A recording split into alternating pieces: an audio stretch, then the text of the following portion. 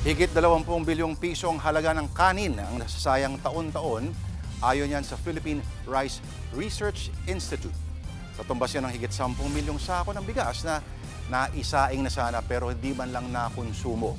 Sayang dahil higit 5 milyong Pinoy pa rin daw sanang mapapakain yan sa buong taon. Kaya hinihikayat ng Department of Agriculture ang publiko na maging maingat sa bawat butil ng bigas.